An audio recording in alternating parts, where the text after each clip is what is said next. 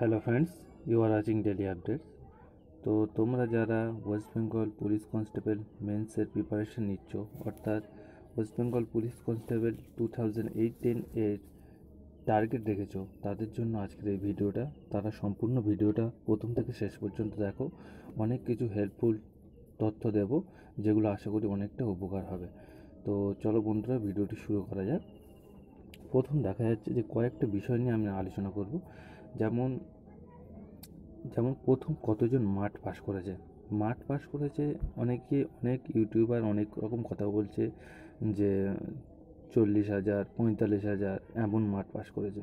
তো আমি বলবো তোমরা একটু ভালো করে ভেবে দেখো। তো যারা মাঠ করেছো বিভিন্ন জায়গায়, বিশেষ করে ব্যারাকপুরে, তারপরে কল্যাণীতে, শিলিগুড়িতে, এইসব জায়গায় যারা তোমরা মাঠ করেছো, তারা একটু ভালো করে যদি দেখো, প্রতিটা ব্যাচে বিভিন্ন রকম ব্যাচে কিন্তু বিভিন্ন রকমভাবেই পাস করছে। যেমন ব্যারাকপুরের কথা বলছি, ব্যারাকপুরের অভিজ্ঞতা শেয়ার করে বলছি।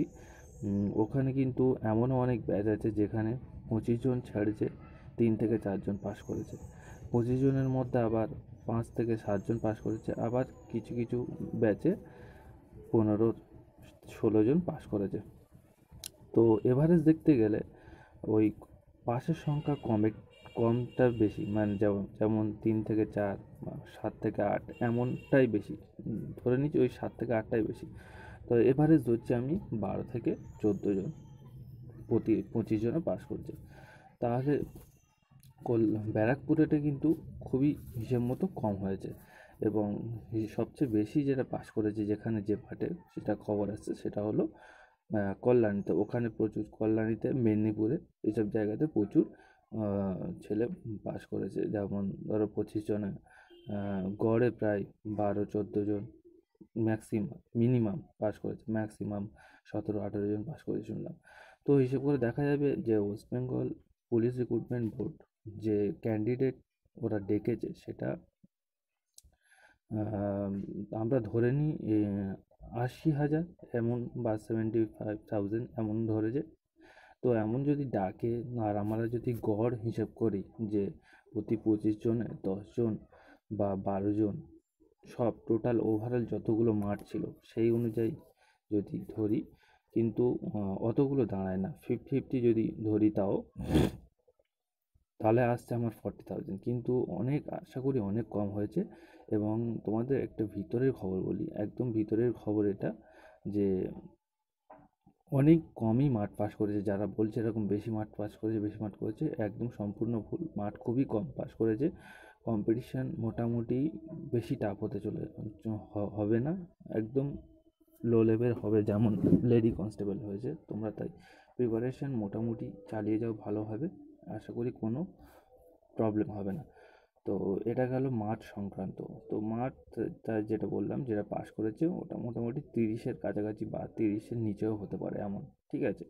তো 30,000 বা তার নিচে 25,000 মধ্যেও হতে পারে। তাই মাঠটা তোমরা যেটা করবে, সেটা হলো মেন্সের জন্য যে প্রিপারেশান নিচ্ছ, মেন্স যতটা খারাপ হোক না কেন, মেন্সের যতটা পারবে নাম্বারটা তুলে রাখার চেষ্টা করবে। ইন্টারভিউ কি হবে না হবে সেটা পরের কথা।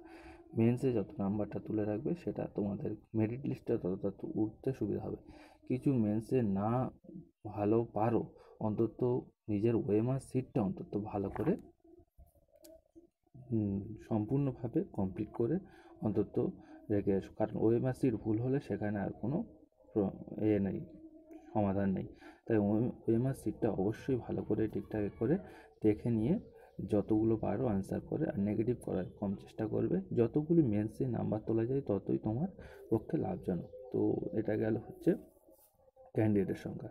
আচ্ছা, আরেকটা বলছি যে কত পেলে চাকরি নিশ্চিত। এটা হলো, আমি একটা কাট অফের ভিডিও করেছিলাম, অলরেডি তোমরা দেখেছো প্রায়।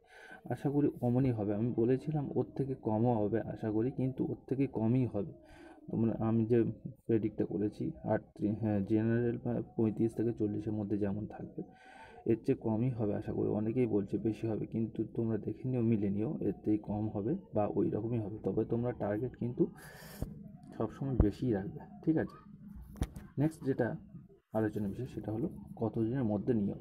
সম্পূর্ণ নিয়োগটা কতদিনের মধ্যে যে হবে, একটা কথা বলে রাখি, একদম তোমরা মিলিয়ে নিও যে লেডি কনস্টেবল যেভাবে মেন্স পরীক্ষার পরে মেন্সের রেজাল্ট বের করেছে, ইন্টারভিউ হয়েছে, ইন্টারভিউয়ের রেজাল্ট, তারপরে সঙ্গে সঙ্গে একদম final merit list, document verification, যেভাবে একদম সম্পূর্ণভাবে তাড়াতাড়ি এগিয়ে গেছে আমাদের lady male constable recruitment same process হবে, শুধু একবার মাঠটা কমপ্লিট হয়ে গেলে, মেন্স পরীক্ষা হয়ে গেলেই তাড়াতাড়ি, খুব তাড়াতাড়ি হয়ে যাবে।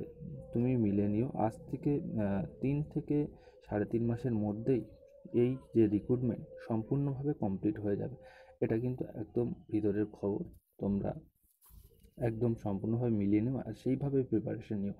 মানে ধরো এপ্রিলের 5 তারিখ পর্যন্ত মাঠ চলছে, মাঠ চলবে এখনও, এবার তার মাস দেড়েকের মধ্যে হয়তো মেন্সটা হয়ে যাবে। মেন্স হয়ে গেলে দেখবে সপ্তাহ 2 বা তার মধ্যে রেজাল্ট, তারপরে ইন্টারভিউ, এইভাবে মোটামুটি মাস তিনেকের মধ্যেই রিক্রুটমেন্ট প্রসেস কমপ্লিট হয়ে যাবে। কারণ এসআই, ডাব্লিউবিপি এসআই পরীক্ষা মেন্স হয়ে গেছে প্রায়, সেখানে রেজাল্ট বেরোবে, ইন্টারভিউ বেরোবে, ইন্টারভিউ হবে, তারপরেই final merit list, medical final merit list, এবং এসআই, ডব্লিউবিপি এসআই এবং এই যে কনস্টেবল একসঙ্গে রিক্রুটমেন্টটা হবে, একসঙ্গে তাদের নিয়োগ হবে। এটা তুমি দেখে নিও, মিলিয়ে নিও, এটা হচ্ছে আসল কথা। তো এই হচ্ছে ইনফরমেশনগুলো দেওয়া ছিল। যারা মেন্সের জন্য প্রিপারেশন নিচ্ছে খুব ভালো করে খাটো, যাতে পরবর্তীকালে কোনো নাম্বারের প্রবলেম না হয়। আর তোমরা প্রবলেম হলে, যে কোনো প্রবলেম হলে আমাকে কমেন্ট করে বলো। ভিডিও ডেসক্রিপশান বক্সে বিভিন্ন যে ইংলিশ এবং জিকে লিঙ্ক থাকবে, সেখান থেকে পড়তে থাকো, এবং যে আদার্স বইগুলো আছে সেখান থেকে ফলো করো, ভালো হবে আশা করি, অসুবিধা হবে না। তো ভালো করে মেন্সের প্রিপারেশন নাও। এবং তো এইটুকু ছিল আজকের জানানো। ভিডিওটি ভালো লাগলে অবশ্যই লাইক করো, ইউজফুল মনে হলে। তো চ্যানেলে নতুন হলে চ্যানেলটি সাবস্ক্রাইব করে নিও। দেখা হচ্ছে পরের ভিডিওতে। Thank you.